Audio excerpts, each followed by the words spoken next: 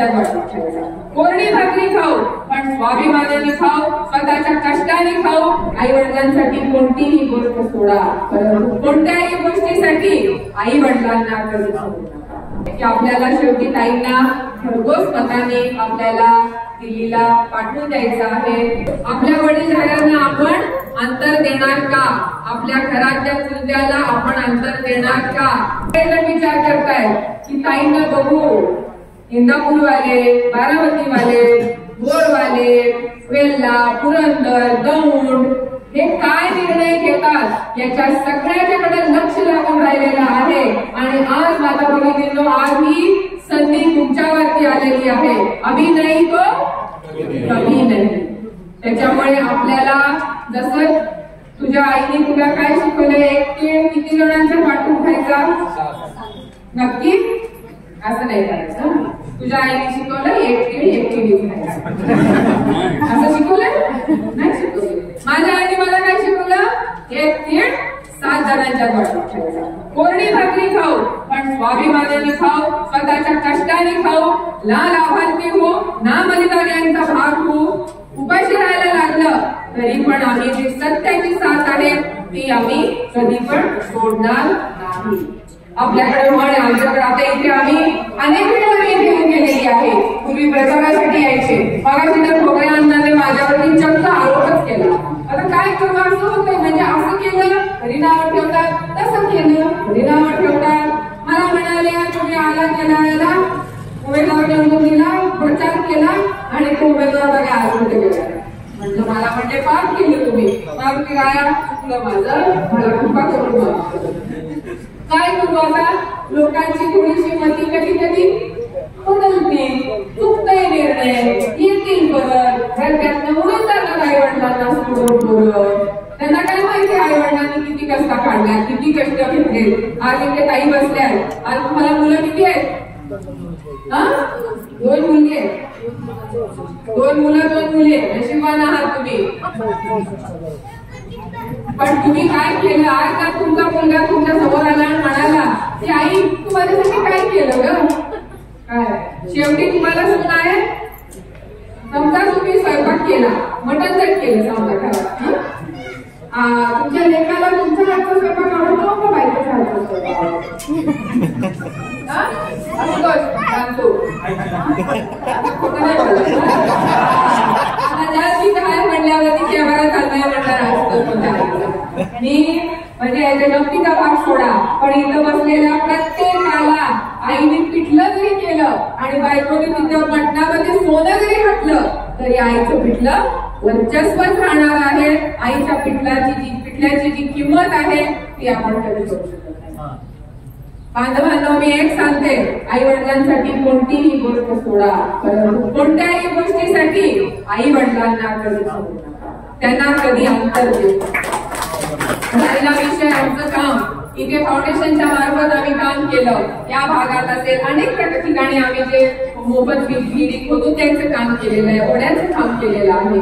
आपल्याकडे असं म्हणतात, भूक असेल तेवढं खाणं त्याला प्रकृती म्हणतात. भूक असेल तेवढं त्याला खाणं, तेवढं खाणं त्याला प्रकृती म्हणतात. भूक असेल त्याच्यापेक्षा जास्त खाणं त्याला विकृती म्हणतात. आणि वेळ प्रसंगी स्वतः उपाशी राहून इतरांना मदत करणं त्याला आपली भारताची संस्कृती म्हणतात. आणि आज आपण पवार साहेबांना तुम्ही सर्वजण इथे उपाशी, काय पाणी नाही प्यायला, जेवण नाही इथे, पण तुम्ही सर्वजण तहान भूक विसरून तुम्ही आज इथे उपस्थित राहिलेले आहात. ते निव्वळ शरद पवार साहेबांच्या प्रेमापोटी. त्यांना तुम्हाला अडचणीत आलेले असतील तर तुम्हाला त्यांना पराजित झालेलं नाहीये आणि म्हणून तुम्ही आज इथे आपण सर्वजण जमलेलो आहोत. त्याच्यामुळे यंदा येणारा जी 7 तारीख आहे ती विसरू नका. मुलींनो, सुट्टीचे दिवस आहेत, माहेरी जाऊ नका. माहेरी जर गेला तर परत या, मतदान करा आणि पुन्हा तुम्ही माहेरी जाऊ शकता. तुमची भावजाई तुमचा मान माहेरी होणार आहे याची मी तुम्हाला 100% आपल्याकडे हल्ली असंच होतंय. निष्ठा असेल, आपण आता मुलांना काही काय झालं माहितीये का, बोलायला शिकवायला पाहिजे. हो का नाही? निष्ठा, कुठली निष्ठा, कसली निष्ठा? आदर्श आदर्श शब्द म्हणजे बदनाम झालेला खरं बोल. घोटाळ्यालाच नाव आदर्श झालं, आदर्शाला काय म्हणायचं?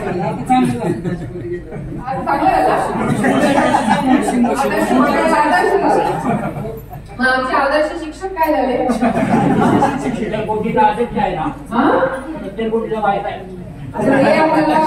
आपल्याकडे आलेत का? आपण बघितले का? त्यामुळे आता आपण ते नाही बोलायचं. जाऊ म्हणते की म्हणते की भारतात काय केलं आणि त्याला पवार साहेबांना मानताय. भारतीय संविधानाला मानणारा पवार साहेब आहे आणि पवार साहेबांनी नामकरण केलं ते 1984 केलं. त्या विचाराची आम्ही मानताय. राष्ट्रवादी पक्ष असा आहे तो भारतीय संविधानाला मानतो, तोच राष्ट्रवादी पक्ष काळाची गरज आहे.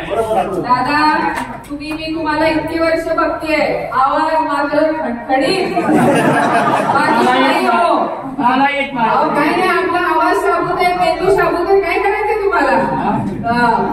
तर सांगायचं एवढं तात्पर्य आहे की आपल्याला शेवटी ताईंना भरघोस मताने आपल्याला दिल्लीला पाठवून द्यायचं आहे.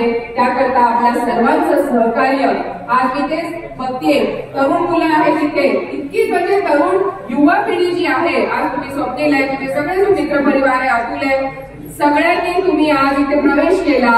हे एकच संकेत आहे की आता काळ बदलत चाललेला आहे आणि तुम्ही तरुण आहात, पण साहेब पण तुमच्या इतकेच तरुण आहेत.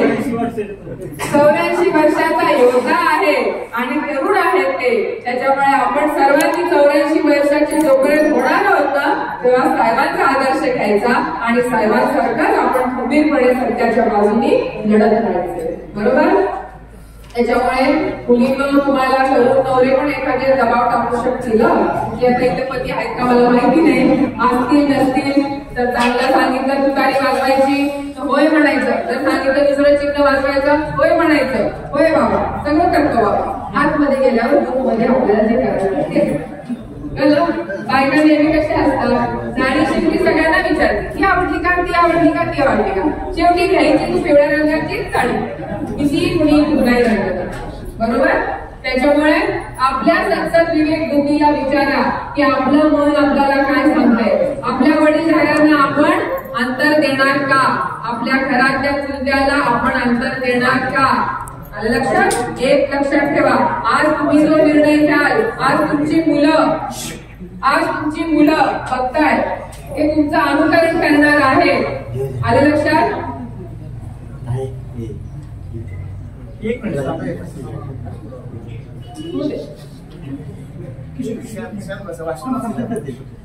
याच्या आधी मी आता उद्धट गावामध्ये गेले होते. ओके, तर त्या गावामध्ये मुलांना मी गेल्यावरती एक तरुण तडफदार मुलगा आतमध्ये चालत आला. आमची सभा चालू होती तर तिथे अण्णा वयस्कर बसले होते. गर्दी होती, भरपूर जागा बसायला नव्हती. आला तो मुलगा, रवींद्र त्याचं नाव आला आणि मला कोणीतरी सांगितलं तो बसला माग बसला. तर माग बसल्यावरती मला कोणतरी काय म्हणालं, तू राजगाव गावचा सरपंच आहे. आता सरपंच म्हणल्यावरती मला पण धडकी झाला तर आपण तिथंच बसवलं पाहिजे, होय की नाही? आता एवढं मोठे आपण शिकायला लागले ना आपल्या आजूबाजूला काय चाललंय. पदाला जास्त मान द्यायचा, वयाला मानाला काही नाही द्यायचा. आला तो बसला. मी म्हटलं अरे सरपंच पुढे ये. तो बिचारा लाजत बिजत घाबरत बिबरत आला आणि ते वयस्कर बसले होते त्यांच्या पुढे बसला. त्याच्यानंतर मला वकील साहेब म्हणतात, वकील साहेब आपलं वकील साहेब ते आहेत ना, तो पुढे येत नव्हता कारण ते पुढे बसलेत ना त्याचे चुलते आहे. मी म्हटलं आधी उठ आणि मागे मागे जाऊन बसला. तो पण बिचारा उठला, रवींद्र आणि त्यांच्या चुलत्याच्या मागे जाऊन बसला.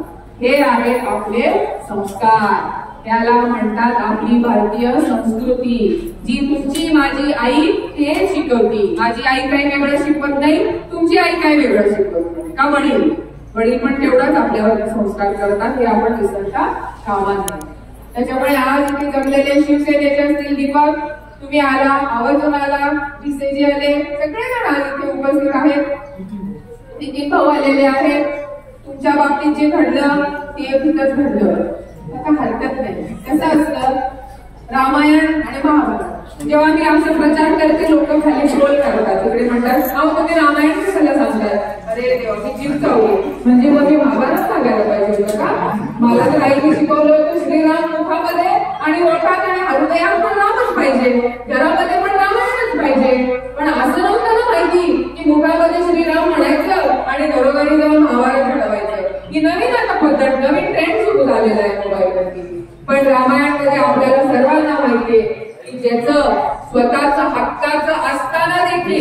जी व्यक्ती वनवासाला जाती तेव्हा घडतो रामायण, आणि महाभारत केव्हा घडतं? जेव्हा दुसऱ्याचं आपण काढून घेतो त्यावेळेला तिथे वाद तयार होतो, तिथे क्लेश तयार होतो, आणि त्यावेळेला तिकडे महाभारत घडतं. तर आपल्याला हे महाभारत आता इथे थांबवायचं आहे, त्याच्या पुढे आपल्याला अजून महाभारत घडवायची नाहीये.